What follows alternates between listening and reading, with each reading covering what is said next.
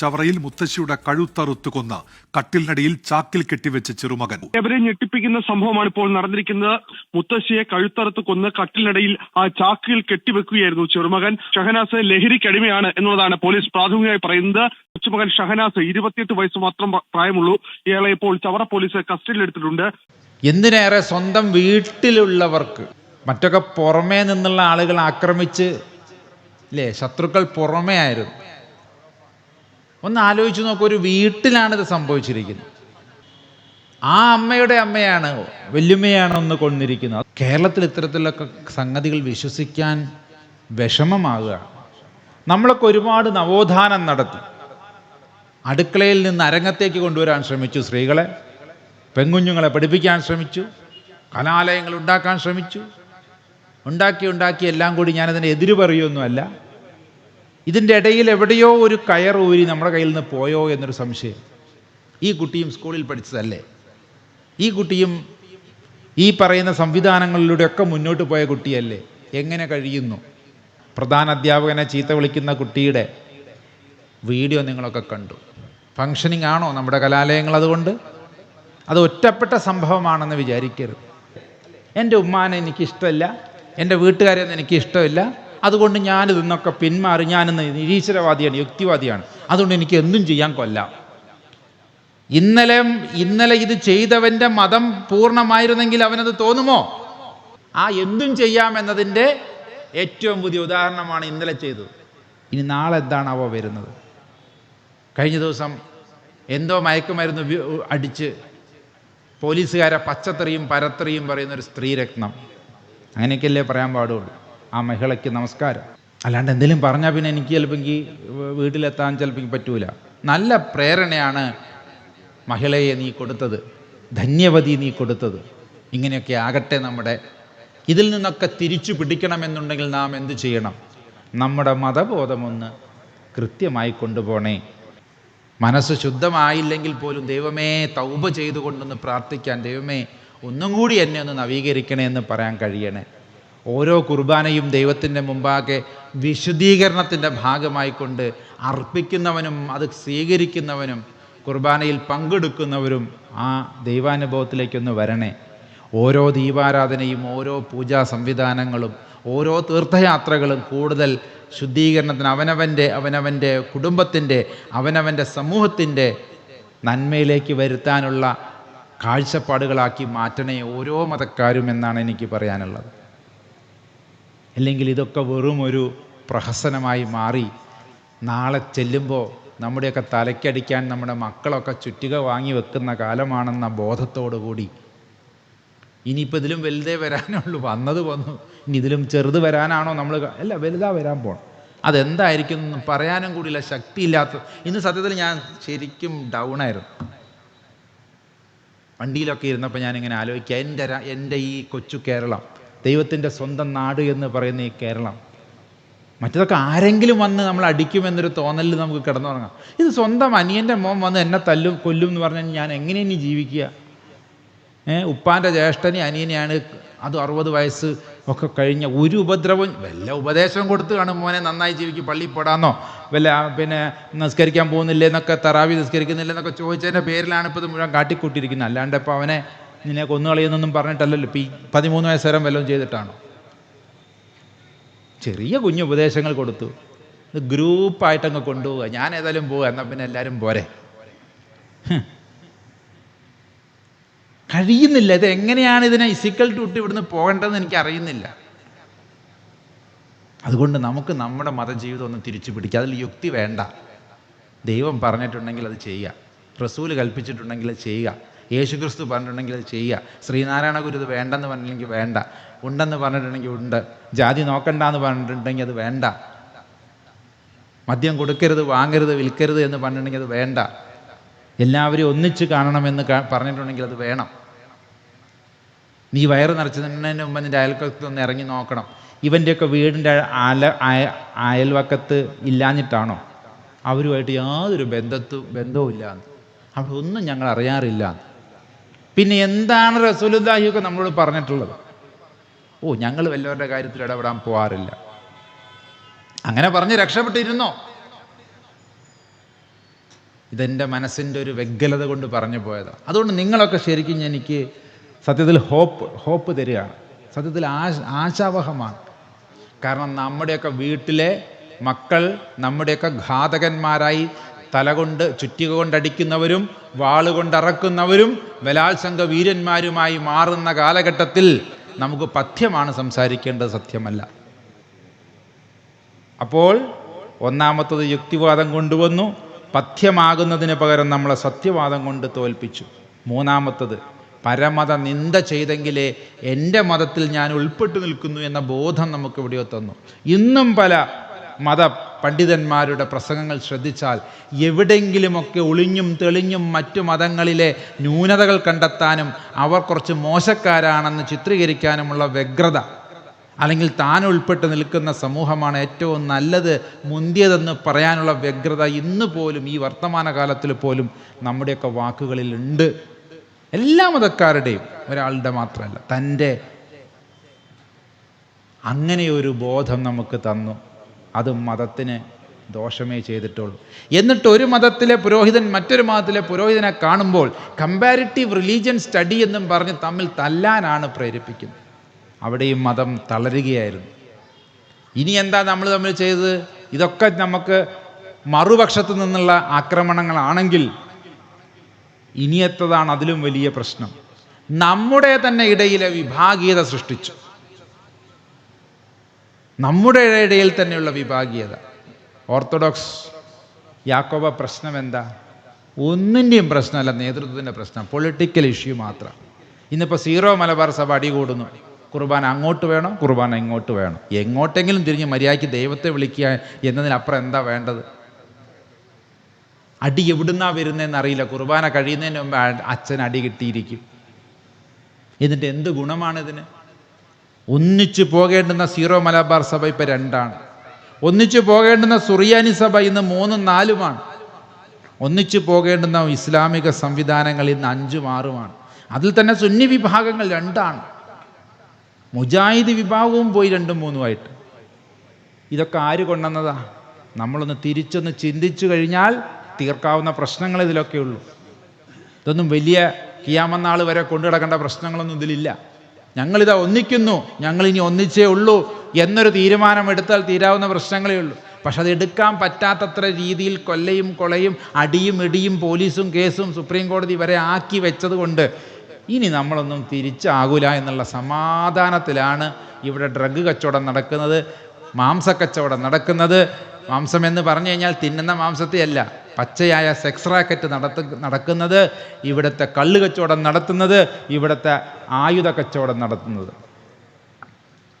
ഇതുകൊണ്ടൊക്കെ മതങ്ങളെ ഇത്രയധികം ചുഴിയിൽ കൊണ്ടെത്തിച്ചിട്ട് നമ്മളൊക്കെ ഇനി എന്തു ചെയ്യുമെന്ന് ഇപ്പം കഴിഞ്ഞ ദിവസം അതും കൂടി ഞാൻ പറഞ്ഞു നിർത്തുകയാണ്.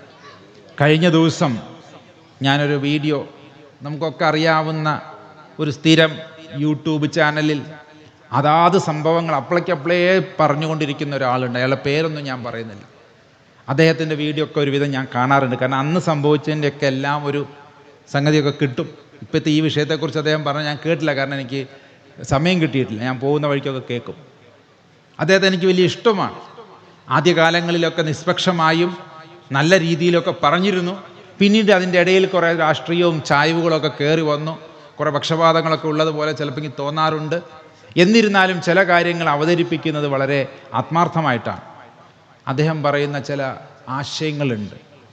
നിങ്ങൾ മതത്തെ വിമർശിക്കാൻ നിങ്ങൾക്കൊരു വിശ്വാസിയാണെങ്കിൽ നിങ്ങൾക്ക് പാടില്ല. നല്ല കാര്യം.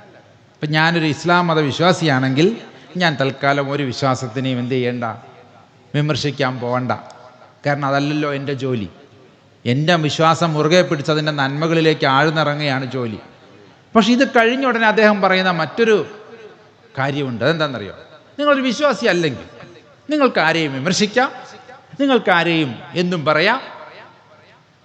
ഇത് അനേക പ്രാവശ്യം അദ്ദേഹത്തിൻ്റെ വീഡിയോയിലൂടെ ഈ സമൂഹത്തിൽ പ്രചരിച്ചപ്പോൾ നമ്മുടെ കുട്ടികൾക്ക് ഇപ്പം എന്താ പറയുക, ഇതൊരു സോഷ്യൽ എൻജിനീയറിംഗാണ്.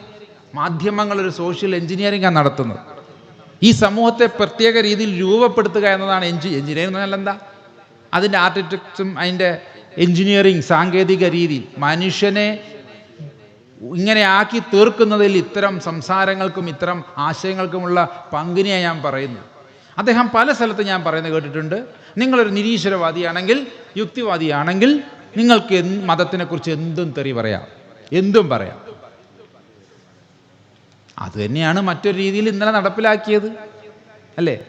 എൻ്റെ ഉമ്മാനെ എനിക്കിഷ്ടമില്ല, എൻ്റെ വീട്ടുകാരെയൊന്നും എനിക്കിഷ്ടമില്ല, അതുകൊണ്ട് ഞാനിത് നിന്നൊക്കെ പിന്മാറി, ഞാനിന്ന് നിരീശ്വരവാദിയാണ്, യുക്തിവാദിയാണ്, അതുകൊണ്ട് എനിക്ക് എന്തും ചെയ്യാൻ കൊല്ലാം. ഇന്നലെ ഇത് ചെയ്തവൻ്റെ മതം പൂർണ്ണമായിരുന്നെങ്കിൽ അവനത് തോന്നുമോ? ആസിഫിൻ്റെ മതമല്ല ഞാൻ പറയുന്നത്, അവൻ്റെ പേര് ആസിഫോ എന്തോ ആരിഫ് ഖാൻ, അഫാൻ, അവൻ്റെ മതമല്ല. അവൻ്റെ മതം പൂർണ്ണമായിരുന്നെങ്കിൽ, അവൻ റസൂലുള്ളാഹിയോട് ഹുബ്ബ് ഉള്ളവനായിരുന്നെങ്കിൽ, തൻ്റെ മതത്തോട് കൂറുള്ളവനായിരുന്നെങ്കിൽ, തൻ്റെ മതത്തിൽ ആശ്വാസം കണ്ടെത്തിയവനായിരുന്നെങ്കിൽ, തൻ്റെ ഉസ്താദാക്കന്മാരോട് അദബ് കാണിച്ചവനായിരുന്നെങ്കിൽ, അവൻ ഒരിക്കലെങ്കിലും ഒരു ഇറുമ്പിനെ പോലും നോവിക്കാൻ അവന് കഴിയും. അത്രത്തോളം സൂക്ഷ്മതയുടെ മതമല്ലേ ഇസ്ലാം? അത്രത്തോളം സൂക്ഷ്മത പാലിക്കണമെന്ന് പറയുന്ന, നിന്റെ അയൽവാസി പട്ടിണി കിടക്കുമ്പോൾ നീ വയറു ഉണ്ണരുത് എന്ന് പറയുന്ന സൂക്ഷ്മത, ഒരു കരിക്ക് കൊണ്ട് കൊടുത്തപ്പോൾ ഇത് വെട്ടിയവനും തന്നവനും ഇതിൻ്റെ ഉടമയ്ക്കും പൊരുത്തമുണ്ടോ എന്ന് അന്വേഷിച്ച സഹാബിയുടെയും സൂഫിയുടെയും ആദ്യകാല സൂഫികളുടെയും ഇസ്ലാം അല്ലേ? നമുക്കൊക്കെ അറിയാം, ഇസ്ലാം ഇവിടെ ആദ്യമായിട്ട് വന്നപ്പോൾ, ഇസ്ലാമിൻ്റെ ആളുകൾ ഇവിടെ വന്നപ്പോൾ ആരോ കടപ്പുറത്തുനിന്ന് കുറച്ച് കരിക്ക് വെട്ടിക്കൊണ്ട് കൊടുത്തു.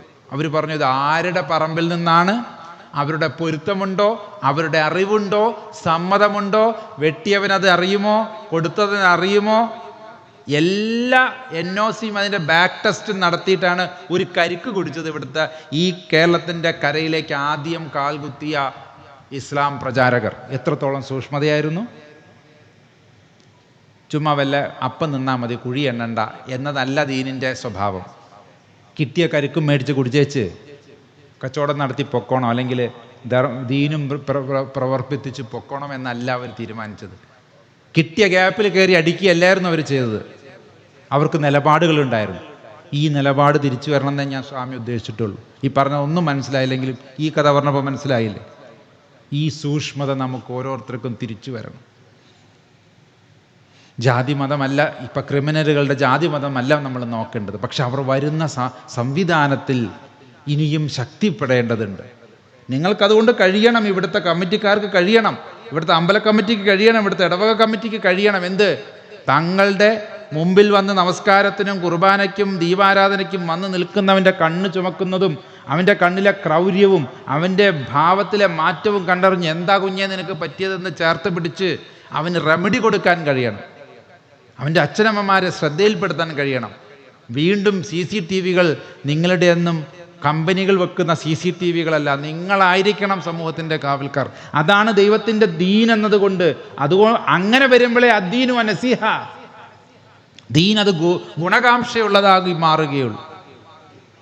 അല്ലെങ്കിൽ വെറും ഒരു തീനായി മാറും. ഇതുകൊണ്ടൊക്കെ തിന്നുകൊണ്ട് നടക്കുന്ന കുറേ ആളുകളുടെ സംഘടനമായി ഇത് മാറും. എല്ലാ മതങ്ങളോടുമാണ് പറയുന്നത്, ഏതെങ്കിലും ഒരു മതത്തെ മാത്രമല്ല ഉദ്ദേശിച്ച് പറയുന്നത്. ഇതൊരു വയറ്റിപ്പഴപ്പിൻ്റെ ആശയമായി മാറുമ്പോൾ ദൈവത്തിനെയും പ്രവാചകന്മാരെയൊക്കെ നമ്മൾ വഞ്ചിക്കുകയാണ്. അതുകൊണ്ട് തിരിച്ചു വരട്ടെ, ഇത്തരം ഫങ്ഷനാലിറ്റികൾ തിരിച്ചു വരട്ടെ. ഞാൻ എപ്പോഴും ഇദ്ദേഹം ഈ ആശയം പറയുമ്പോൾ ഇങ്ങനെ വിഷമിക്കും. ഞാൻ യുക്തിവാദിയാണെന്ന് പ്രഖ്യാപിച്ചാൽ, ഞാൻ നിരീശ്വരവാദിയാണെന്ന് പ്രഖ്യാപിച്ചാൽ എനിക്ക് എൻ്റെ മതത്തെ വിമർശിക്കാം, മറ്റു മതത്തെ വിമർശിക്കാം, പക്ഷേ വിശ്വാസിയാണെങ്കിൽ ഇതൊന്നും പാടില്ല. എന്തൊരു നല്ല ആശയമാണ് അദ്ദേഹത്തിൻ്റെത്. ഇത് ഞാൻ ശ്രദ്ധിക്കാൻ തന്നെ കാരണം, എൻ്റെ ഒരു സുഹൃത്തിൻ്റെ അനിയൻ ഇതുപോലെ വീട്ടിൽ മതത്തെ വിമർശിക്കലും ഒക്കെ പ്രശ്നമായി, ഉസ്താദുമാരെ വിമർശിക്കലും ഒക്കെ ആയിക്കഴിഞ്ഞപ്പോൾ എന്നോടൊന്ന് സൂചിപ്പിച്ചു, ഇവനിപ്പോൾ കുറച്ച് ദിവസമായിട്ട് ഇവൻ്റെ ഒരു സ്വഭാവത്തിലൊരു മാറ്റം. ഞാൻ അവനെ ഒന്ന് ജസ്റ്റ് വിളിച്ചു. ഞാനൊരു ചില സമയത്തൊക്കെ ചില കോൺഫ്ലിക്റ്റ് മാനേജ്മെൻറ്റ് ടോക്കുകളൊക്കെ നടത്തുന്ന ഒരു വ്യക്തി എന്നതിൽ എന്താണ് ഇവൻ്റെ കോൺഫ്ലിക്റ്റ് എന്നറിയാൻ വേണ്ടി. അപ്പോൾ അവരാണ് എന്നോട് പറഞ്ഞത്, ഞാനൊരു വിശ്വാസിയല്ല. ഞാൻ ചോദിച്ചു, ഇന്ന് മുതൽ? ഞാൻ പറഞ്ഞു, ഞാനത് ഉപേക്ഷിച്ചു, അതുകൊണ്ട് ഇനി എനിക്ക് എന്തും ആകാം, ഇനി എനിക്ക് എന്തും പറയാം, അള്ളാനെയും പറയാറ്. കാരണം എനിക്കിതൊന്നും ഞാൻ ചോദിച്ചു, നിനക്ക് ഈ ആശയം എവിടുന്ന് കിട്ടി? അപ്പോഴാണ് പറയുന്നത്, അതെല്ലാവരും പറയുന്ന ആശയമാണല്ലോ. ഞാൻ പറഞ്ഞിട്ടില്ലല്ലോ, അല്ലെങ്കിൽ ഞങ്ങളുടെ ഒന്നും മതത്തിൽ അങ്ങനെ പറഞ്ഞിട്ടില്ല, നിങ്ങളുടെ മതത്തിൽ അങ്ങനെ ഒരു പറച്ചിൽ ഒരു ഉസ്താദ് പറഞ്ഞായിട്ട് ഞാൻ കേട്ടിട്ടില്ലല്ലോ. പിന്നെ എവിടുന്ന് കിട്ടി എനിക്ക് ഈ ആശയം? അങ്ങനെ പഠിച്ച് വന്നപ്പോഴാണ് ഇങ്ങനെയൊക്കെയുള്ള വീഡിയോയിൽ ഇതാണ് പറയുന്നത്. എന്നും ചെയ്യാം. ഒന്നാമതായി എല്ലാ മതത്തിലും ഇത്തരം യുക്തിവാദം തലയ്ക്ക് പിടിച്ച കുറേ ആൾക്കാരുണ്ടാവും. മതത്തിൽ ഒരിക്കലും യുക്തി കൊണ്ടുവരരുത്. എന്നോട് പലപ്പോഴും ചോദിക്കാറുണ്ട്, നിങ്ങൾ ആ മതത്തിൻ്റെ നേതാവിനെക്കുറിച്ച് അത് പറയുന്നു, ഇത് പറയുന്നു, നല്ലത് പറയുന്നു. ഞാൻ പറഞ്ഞു, അത് യുക്തി കൊണ്ട് പറയുന്നതല്ല, എൻ്റെ ഹൃദയം കൊണ്ടാണ് ഞാനത് പറയുന്നത്. അപ്പോൾ പിന്നെ അവർക്കൊന്നും പറയാനില്ല. യുക്തി കൊണ്ട് ചോദിച്ചു കഴിഞ്ഞാൽ ദൈവമുണ്ടെന്ന് വല്ല യുക്തിയുണ്ടോ? എനിക്ക് ദൈവം വേണമെന്നതാണ് എൻ്റെ ഹൃദയം പറയുന്നത്. എനിക്കൊന്നും ദൈവത്തെക്കുറിച്ച് ചിന്തിക്കാതെ ദൈവമില്ല എന്ന ഒരു ചിന്ത എൻ്റെ ഉള്ളിൽ എന്ന് ഉറയ്ക്കുന്നു അന്ന് ഞാൻ ചാകും. ഞാൻ സ്വാഭാവികമായും മരിച്ചു പോകും. കാരണം ദൈവമുണ്ടെന്നുള്ള ഉറച്ച വിശ്വാസത്തിലാണ് എൻ്റെ ഓരോ ശ്വാസത്തെയും, എൻ്റെ ഓരോ സുസ്ഥിതിയെയും, എൻ്റെ ഓരോ ഉറക്കത്തെയും ഞാൻ സംവിധാനം ചെയ്യിപ്പിച്ചു. അതില്ല എന്നൊന്നും തെളിഞ്ഞു കഴിഞ്ഞാൽ പിന്നെ ഞാൻ ജീവിച്ചിരിക്കില്ല, എനിക്ക് കഴിയില്ല. ആത്മഹത്യ ചെയ്യുന്നല്ല പറയണേ, ഞാൻ സ്വാഭാവികമായി ഇല്ലാതെയായി പോകും. അത്രത്തോളം രൂഢമൂലമാണ് ദൈവത്തിലുള്ള എൻ്റെ വിശ്വാസം. നമുക്കൊക്കെ അങ്ങനെ ആയിരിക്കണം. അത് യുക്തി കൊണ്ട്, സയൻസ് കൊണ്ട് തെളിയേണ്ടതല്ല. അല്ലെങ്കിൽ യുക്തിവാദികൾ തമ്മിലുള്ള സമ്മേളനം നടത്തി അവരിൽ യുക്തിവാദി തോറ്റ് നിരീശ്വരവാദി തോറ്റിട്ട് വരേണ്ട ദൈവത്തിനൊന്നും അല്ല നമുക്ക് വേണ്ടത്. പക്ഷെ അറിഞ്ഞോ അറിയാതെയോ മതത്തിൽ യുക്തിവാദം കൊണ്ടുവന്നിട്ടാണ് മതങ്ങളെ ആദ്യത്തെ വിള്ളലുണ്ടാക്കിയിരിക്കുന്നത്. ഓരോന്ന് ചോദിക്കും, ആ ചെയ്യുന്ന ശരിയാണോ, ഈ ചെയ്യുന്ന ശരിയാണോ, അതിന് ശാസ്ത്രീയതയുണ്ടോ? മതം ശാസ്ത്രം പഠിപ്പിക്കാനുള്ളതാണോ? മതം പഠിപ്പിക്കാനുള്ളതാണെന്ന ബോധം തിരിച്ചു പറയാൻ നമുക്ക് ഇനിയും അറിയില്ല. നമ്മുടെയൊക്കെ മതപുരോഹിതന്മാർ ചെയ്യുന്നൊരു തെറ്റുണ്ട്. ഖുറാനിൻ്റെ ശാസ്ത്രീയത പറയുക. ഖുറാൻ ഇപ്പോൾ തൽക്കാലം ശാസ്ത്രീയമല്ലെങ്കിൽ ഇത്രയും കാലം അത് വെച്ചിട്ട് ഇവിടെ മനുഷ്യൻ ജീവിച്ചില്ല, ഒരു കുഴപ്പമില്ലാതെ. ഇനി 20-ാം നൂറ്റാണ്ടിലെ ശാസ്ത്രം വെക്കാൻ നിൽക്കണം. ബൈബിളിൻ്റെ ശാസ്ത്രീയത ആർക്ക് വേണം? പക്ഷെ അത് പറയുമ്പോൾ നമുക്ക് വേദികൾ കിട്ടും. അതേമാതിരി ഹിന്ദു മതത്തിലെ ശാസ്ത്രീയമായ, ഹിന്ദു മതത്തിൽ ഒരു ശാസ്ത്രീയത ഇല്ലെങ്കിലും എനിക്ക് ആ ഹിന്ദു മതത്തിനെയാണ് ഇഷ്ടം. തുളസി വെച്ചാലുള്ള ശാസ്ത്രീയത, അങ്ങോട്ട് തിരിഞ്ഞാലുള്ള ശാസ്ത്രീയത, മണിയടിച്ചാലുള്ള ശാസ്ത്രീയത, വിളക്ക് വെച്ചാലുള്ള ശാസ്ത്രീയത. ഈ ശാസ്ത്രീയത കൊണ്ട് ഈ 100-150 കൊല്ലം മുമ്പ് തുടങ്ങിയ ഈ ഒരു നശീകരണ പ്രവണതയെ എല്ലാ മതങ്ങളും നിർത്തണം. മതത്തിൻ്റെ ഉദ്ദേശം നിങ്ങളെ ശാസ്ത്രജ്ഞന്മാരാക്കുകയല്ല, ഇഹവും പരവും നേടാനുള്ള, ദൈവത്തിൻ്റെ പൊരുത്തം നേടാനുള്ള പദ്ധതിയാണ് മതം. ഒന്ന് മനസ്സിലാക്കണം. നിങ്ങൾ ദൈവം മുമ്പാകെ ഞാൻ ഇഹവും പരവും ജയിക്കുന്നവനായി ചെല്ലുമ്പോൾ, നിനക്ക് ശാസ്ത്രത്തിന് എത്ര മാർക്കുണ്ടായിരുന്നു? മണിയടിയുടെ ശാസ്ത്രം നിനക്ക് മനസ്സിലായോ? തുളസിയുടെ ശാസ്ത്രം മനസ്സിലായോ? അല്ലെങ്കിൽ നമസ്കാരത്തിൻ്റെ ശാസ്ത്രം? ഇനിയിപ്പോൾ നോമ്പ് വരികയാണ്, കുറേ മതക്കാരുടെ നേതാക്കന്മാരിറങ്ങും. നോമ്പിൻ്റെ ശാസ്ത്രീയത, നോമ്പിന് ശാസ്ത്രീയത ഇല്ലെങ്കിലും അള്ളാഹ് പറഞ്ഞു, റസൂല് പറഞ്ഞു, അതിൽ അപ്പുറത്തേക്ക് ഒന്നും നോക്കണ്ട. അല്ല, എൻ്റെ തീരുമാനം കേട്ടോ. ഇനിയിപ്പോൾ നിങ്ങൾ ശാസ്ത്രീയം തോന്നുന്നതിന് എനിക്കൊന്നും പറയാനില്ല. പക്ഷെ ഞാൻ പറയുന്നത്, അള്ളാഹ് പറഞ്ഞിട്ടുണ്ടെങ്കിൽ, അത് മുഹമ്മദിലൂടെ അത് അവതീർണമായിട്ടുണ്ടെങ്കിൽ, റസൂലും പ്രവാചകനും അള്ളാഹുവും അത് ഇഷ്ടപ്പെടുന്നുണ്ടെങ്കിൽ ചെയ്യുക. അത് ശാസ്ത്രീയം നോക്കരുത്. ശാസ്ത്രീയത ഉണ്ടായിക്കോട്ടെ, ഇതെന്താ ഇല്ലെന്നല്ല പറയുന്നത്. പക്ഷെ അതിനായിരിക്കരുത് മതത്തേക്കാൾ മുൻതൂക്കം. മതമാണ്, ദൈവത്തിൻ്റെ തിരുമനസ്സാണ്, ദൈവത്തിൻ്റെ ധർമ്മത്തിനെയാണ്, ദൈവത്തിൻ്റെ മനസ്സിൻ്റെ ആവിഷ്കാരത്തെയാണ് മതമെന്നും ധർമ്മമെന്നൊക്കെ പറയേണ്ടത്. അപ്പോൾ ഒന്നാമത്തെ ട്രാപ്പ്, മതത്തിൽ അമിത യുക്തി കൊണ്ടുവരരുത്. അങ്ങനെയാണെങ്കിൽ വിഘടിക്കാനുള്ള സാധ്യത കൂടുതലാണ്. രണ്ടാമത്തെ, മതത്തിൽ സത്യവാദം കൊണ്ടുവരിക. ഓരോരുത്തരെ കണ്ടിട്ടും പറയുക, നിങ്ങളുടെ മതം മാത്രമാണെന്ന് ശരിയെന്ന് ധൈര്യമായിട്ട് പറഞ്ഞോ, അതിനുള്ള എല്ലാ പ്രോത്സാഹനവും ഞങ്ങൾ തന്നേക്കാം. എന്നിട്ട് അതിന് പറ്റുന്ന ചില വാചകങ്ങൾ ഖുറാനിൽ നിന്നും, ബൈബിളിൽ നിന്നും, ക്രിസ്തുമതത്തിൽ നിന്നും, ഗീതയിൽ നിന്നൊക്കെ ഉദ്ധരിച്ച് പഠിപ്പിച്ചു കൊടുക്കുക. ഇതിലിങ്ങനെ പറഞ്ഞിട്ടില്ലേ? ഉണ്ട്. അപ്പോൾ പിന്നെ ഏറ്റവും നല്ല മതം ഏതാണ്, അല്ലെങ്കിൽ ഏറ്റവും നല്ല സംവിധാനം ഏതാണ്? ഈ ശരികളുടെ ലോകത്തിലേക്ക്, സത്യത്തിൻ്റെ ലോകത്തിലേക്ക് സത്യവാദവുമായി കുറേ എണ്ണം ഇറങ്ങി. ബൈബിളിന് പോലും സത്യവേദ പുസ്തകം എന്ന് പേരിട്ടിട്ടാണ് മലയാളത്തിൽ 100 വർഷങ്ങൾക്ക് മുമ്പ് ഇത് അടിക്കുന്നത്. സത്യവേദ പുസ്തകം. അപ്പം ഇതിൻ്റെ അർത്ഥം എന്താ? മറ്റ് വേദപുസ്തകങ്ങളൊക്കെ അസത്യമാണെന്നുള്ള വാദം. ഇന്നും അങ്ങനെയൊക്കെ എഴുതിയ ബൈബിൾ ഇപ്പോഴും അവൈലബിളാണ്. ബൈബിളിന് പേരിട്ടാൽ പോരെ. അതല്ലേ അതിൻ്റെ ശരി. ഇംഗ്ലീഷിലോ മറ്റ് ലോകത്തിലോ ഒരു ഭാഷയിലും എന്തില്ല? ദ ട്രൂ ബൈബിൾ എന്നൊന്നുമില്ല. പിന്നെ എന്തിനാ മലയാളത്തിൽ സത്യദേവ വേദ പുസ്തകം എന്ന് എഴുതേണ്ട കാര്യം? അതൊരു ക്രിസ്തീയ വേദപുസ്തകം എന്ന് പറഞ്ഞാൽ, ക്രിസ്തുവിൻ്റെ അല്ലെങ്കിൽ ക്രിസ്തീയ സഭയുടെ വേദപുസ്തകം എന്ന് പറഞ്ഞാൽ എത്ര മാന്യമാണ്. ഇങ്ങനെയൊക്കെ സത്യവാദം കൊണ്ടുവന്ന് ഓരോരുത്തരുടെയും ഉള്ളിൽ താൻ സ്വീകരിച്ചെടുത്തതിന് എന്തോ മഹത്വമുണ്ടെന്ന ചിന്ത. അപ്പം എൻ്റെ ഉടുപ്പാണ് ഏറ്റവും നല്ലത്, എൻ്റെ കളറാണ് ഏറ്റവും നല്ലതെന്ന ബോധം എൻ്റെ ഉള്ളിലുണ്ടായാൽ മുമ്പിലിരിക്കുന്ന ഉസ്താദിനോട് എനിക്കിങ്ങനെ ചിരിക്കാൻ പറ്റും. കാരണം അദ്ദേഹം ഇട്ടിരിക്കുന്ന വെള്ള കന്തൂറിയാണ്, വെള്ള ചീത്തയാണ് എന്ന് ഞാൻ എൻ്റെ ഉള്ളിൻ്റെ ഉള്ളിൽ വിശ്വസിച്ചാൽ എനിക്ക് ആ വെള്ള കാണുമ്പോൾ എന്താ തോന്നുക? എൻ്റെതാണ് സത്യം, ഈ നിറമാണ് സത്യം, അല്ലെങ്കിൽ കാവ്യാണ് സത്യം. ഇങ്ങനെയല്ല മതം പോകേണ്ടിയിരുന്നത്. നമ്മുടെ ഒന്നും പ്രവാചകന്മാർ ഒരിക്കൽ പോലും സത്യവാദത്തിൽ ഊന്നിയിട്ടല്ല. റസൂലുള്ളാഹിയെ നിങ്ങളൊന്ന് ശരിക്കും പഠിച്ചു നോക്കൂ. ഞാൻ നിഷ്പക്ഷമായി പഠിച്ചുകൊണ്ട് പറയാം, റസൂലുള്ളാഹി ഒരിക്കലും തന്നെ മതം നിർബന്ധിച്ച് ആരുടെ മേലും കെട്ടിവെച്ചിട്ടില്ല.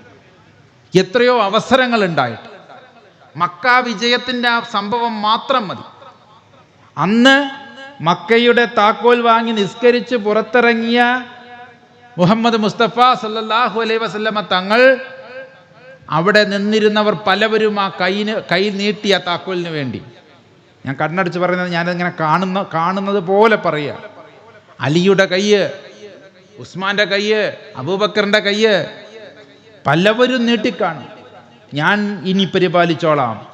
റസൂലുള്ളാഹി ആർക്കാ കൊടുത്തത്?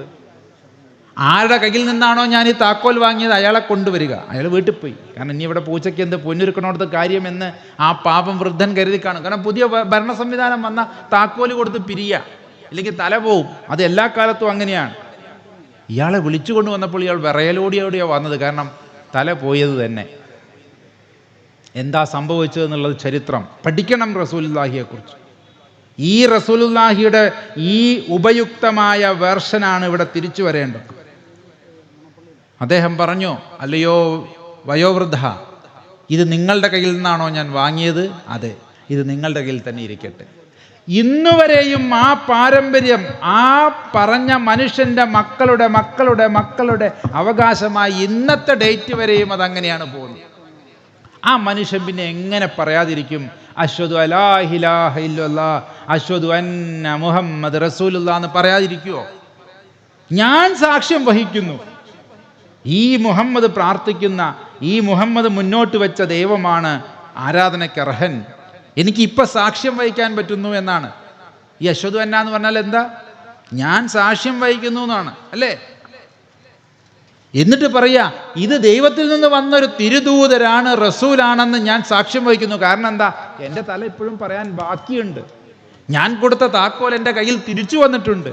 ഭരണം മാറട്ടെ, ആര് തിരിച്ചു വന്നാലും എൻ്റെ മാന്യത, ഞാൻ ചെയ്തുകൊണ്ടിരിക്കുന്ന എൻ്റെ ഡ്യൂട്ടിയോടുള്ള മാന്യത, ഇതാ ഈ മുഹമ്മദ് അത് പൂർത്തിയാക്കിയിരിക്കുന്നു. കാരണം അദ്ദേഹം ദൈവത്തിൽ നിന്നുള്ള വ്യക്തിയായതുകൊണ്ടാണ്. അദ്ദേഹത്തിൻ്റെ കയ്യിൽ ധർമ്മമുണ്ട്, ദീനുണ്ട്, മതമുണ്ട്. അങ്ങനെ പൂർണ്ണനായ ഒരു മനുഷ്യനെ അത് പറയാൻ സാധിക്കുകയുള്ളൂ. ഇല്ലെങ്കിൽ എനിക്ക് കൊടുക്കാൻ എൻ്റെ ആൺകുട്ടികൾ വേറെ ഉണ്ടോ, താൻ അവനെ കൊന്നു കളഞ്ഞേക്കുന്ന പറയേണ്ടത്. എന്താ, അലിക്ക് കൊടുത്താൽ അലി കൊണ്ടു നടക്കൂലേ? അബൂബക്കർ സിദ്ദീഖ് റളിയല്ലാഹു അൻഹുവിന് കൊടുത്താൽ പറ്റൂലേ? ഉസ്മാൻ റളിയല്ലാഹു അൻഹു മോശമാണോ? ഉമ്മർ റളിയല്ലാഹു അൻഹു മോശമാണോ? അലി റളിയല്ലാഹു അൻഹു മോശമാണോ? എത്ര സഹാബികൾക്ക് അത് കൊടുത്താൽ എത്ര കേമമായി കഅബയെ അവർ പാലിക്കും.